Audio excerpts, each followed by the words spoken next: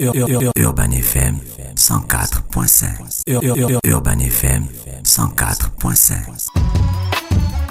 Vous êtes sur les 104.5 Urban FM, la station urbaine, et vous écoutez le Da Fresh Morning, le réveil matinal, le plus de la capitale, sur la radio, la plus de la capitale. Si on ne parle pas beaucoup ce matin, on n'est pas fatigué, on est en train de suivre en direct la cérémonie pour le jour du Gabon à l'exposition de Dubaï. Donc, je vous invite aussi à aller regarder. Le lien est disponible sur Internet. Ne vous en faites pas. Jean-Paul, bonjour. Bonjour la fraîche. Alors ce matin, on va parler de quoi en actualité internationale? Ce matin, on va revenir sur une affaire qui crée la polémique au Congo, notamment une polémique suscitée par l'ancien président de la République, Joseph Kabila, qui est accusé par l'entremise d'une ONG qui s'appelle Blue Eye, et une ONG qui travaille également avec un consortium de journalistes européens, dont le journal français en ligne Mediapart. Et ce consortium-là, dans le cadre des affaires Panama Papers, aurait procédé à, si tu veux, à l'examen de 3,5 millions de documents. 3,5 millions de documents. 3 millions de documents, 3,5 millions de données qui sont issus de cette affaire-là. Et en décortiquant ces 3,5 millions de données, il y a des transactions financières, il y a des numéros de compte en banque, il y a des virements qui ont été effectués. Et ces consortiums de journalistes-là, en partenariat avec l'ONG Blue Eye, accusent notamment l'ancien président, Joseph Kabila, d'avoir été l'auteur de détournement d'un peu plus de 130 millions de dollars américains. Alors, ces 130 millions de dollars-là, d'où proviennent-ils? Ils proviennent de sources diverses. Ils proviennent de la Banque centrale du Congo, ils proviennent des organismes internationaux qui finançaient des projets, notamment, en l'occurrence, des projets de construction de routes ou de ponts, donc d'infrastructures. Il y a également des impôts locaux qui sont reversés par les entreprises congolaises au trésor public, donc à l'État congolais. Et donc, comment ils expliquent justement ces détournements? Pour cela, ils expliquent que les détournements ont pu se faire via une société congolaise basée à Kinshasa qui s'appelle Sud Oil. Cette société congolaise-là aurait un compte en banque dans une banque congolaise qui s'appelle BGFI Congo. Et à partir de ce compte en banque-là, il y aurait eu des virements également du côté de de Genève en Suisse par l'entremise de la banque genevoise UBS. Alors, mais d'où proviennent les sommes d'argent qui ont atterri sur Sud Oil? Ces sommes d'argent proviendraient d'un autre compte détenu cette fois-ci par la présidence de la République congolaise, qui est détenu également au sein de la banque, la filiale congolaise de BGFI.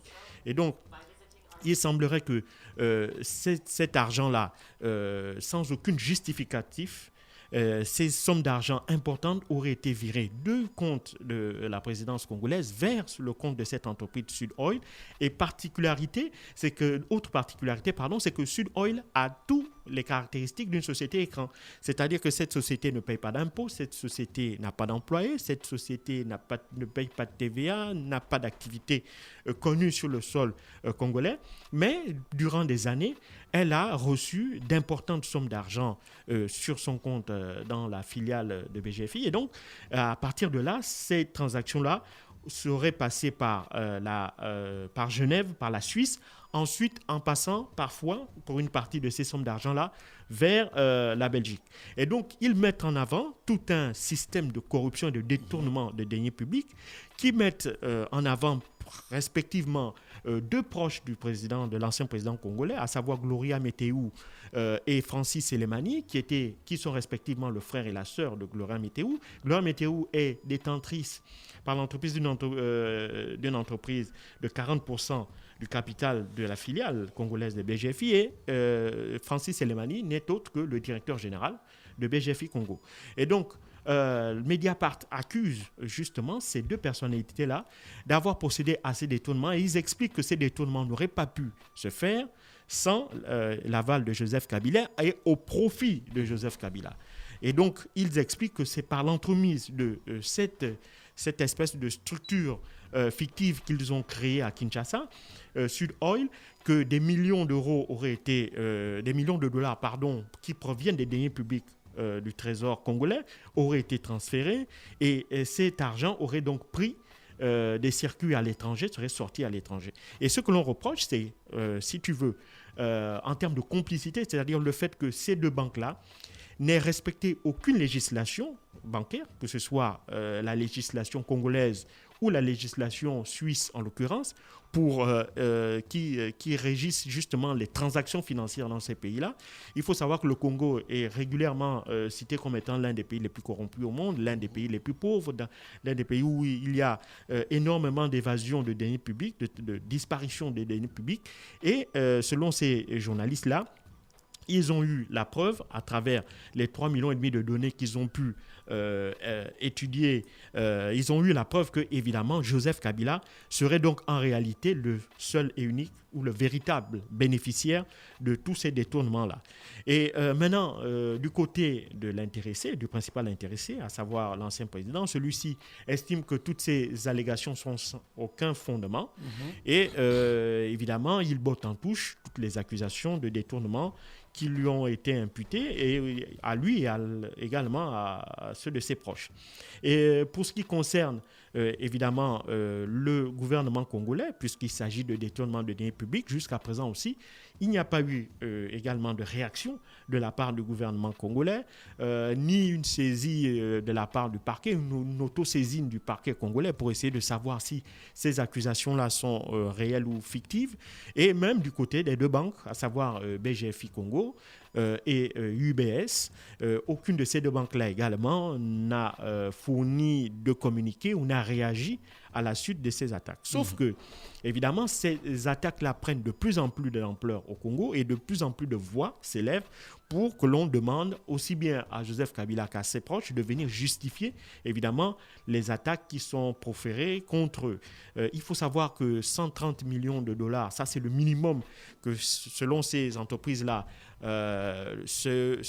ce trio-là ou ce clan-là aurait détourné. Ils estiment que ça, c'est ce dont on a pu retrouver la trace, mais ils expliquent que certainement des montants plus importants auraient pu être détournés. Et évidemment, les autres questions aussi se posent sur le rôle qu'auraient joué également ces deux banques-là, parce que ces virements, ces transferts de deniers vers l'étranger n'auraient pas pu être possibles si ces banques-là auraient respecté la législation en la matière. Maintenant, qu'est-ce qui a fait que ces banques-là soient particulièrement laxistes sur le respect de ces dispositions-là, sur le respect de la loi congolaise en matière de transactions financières? Pourquoi ces banques-là n'ont pas appliqué les règles élémentaires de gestion de comptes, de mise en place de toutes les procédures qui visent justement à s'assurer que cet argent-là est de l'argent qui provient effectivement des activités de l'entreprise Sud Oil, ou bien que cet argent qui sort des comptes de la présidence puisse être utilisé pour des projets pour lesquels ils ont été transférés là.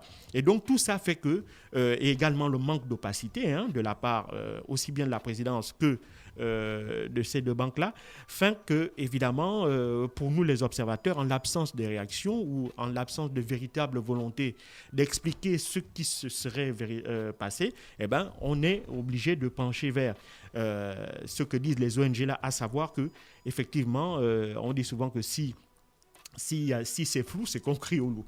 Donc, pour notre part, cette affaire enfle véritablement au Congo parce que jusqu'à présent, Joseph Kabila avait l'image d'abord le premier chef d'État qui a transmis pacifiquement le pouvoir à son successeur. Et Joseph Kabila était à la tête du pays pendant près de 18 ans. Et il a, durant ces années-là, il a gérer le pays d'une main de fer parce qu'il a connu un certain nombre de troubles et notamment, il ne faut pas l'oublier, l'organisation des élections présidentielles de 2005 qui lui avait permis justement de remporter pour la première fois son premier mandat en tant que président élu et en 2010 le second mandat.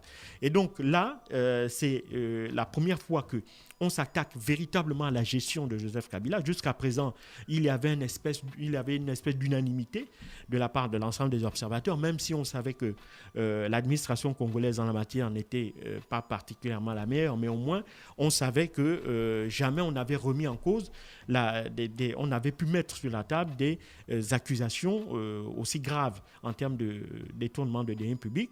Et donc Joseph Kabila, qui jusqu'à présent reste s'est enfermé dans une posture de ne pas répondre directement à ces accusations, mais celles-ci ne font qu'enfler au point où certaines organisations non gouvernementales congolaises et même certains partis politiques demandent purement et simplement à ce que le gouvernement, que la justice se saisisse et amène Joseph Kabila pour venir expliquer pour venir s'expliquer sur ces prétendus détournements de deniers publics. Merci Jean-Paul qui revenait sur l'actualité internationale. On était au Congo ce matin en RDC. Restez connectés dans le Da Fresh Morning, le réveil matinal au pilote de la capitale sur la radio, la pilote de la capitale. Le Da Fresh Morning. Urban FM 104.5.